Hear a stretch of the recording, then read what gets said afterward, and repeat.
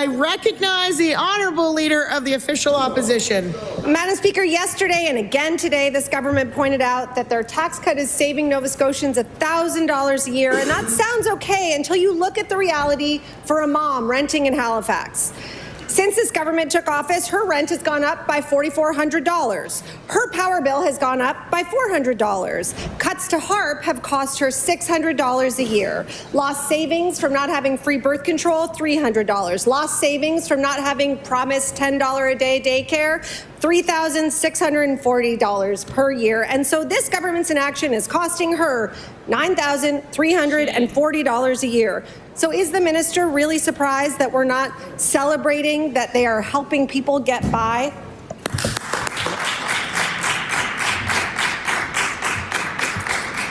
I recognize the Honourable Minister of Finance and Treasury Board.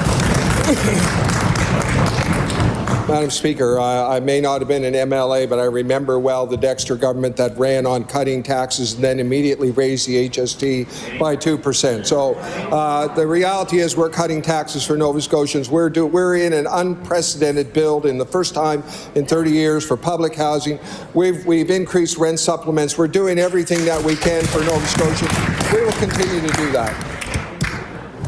I recognize the Honourable Leader of the Official Opposition. We hear a lot about investments and we hear very little about outcomes, Madam Speaker. Under this government, Nova Scotia has become a very expensive place to have a family.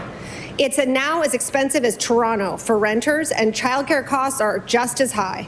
While families in St. John's and Charlottetown have $10 a day childcare, parents in Nova Scotia are paying $24 an hour for infants and $22 for young children.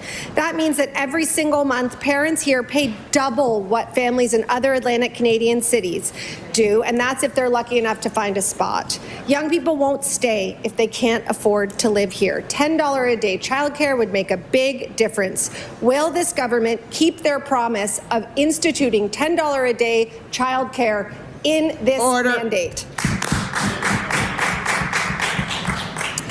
I recognize the Honourable Minister of Finance and Treasury Board.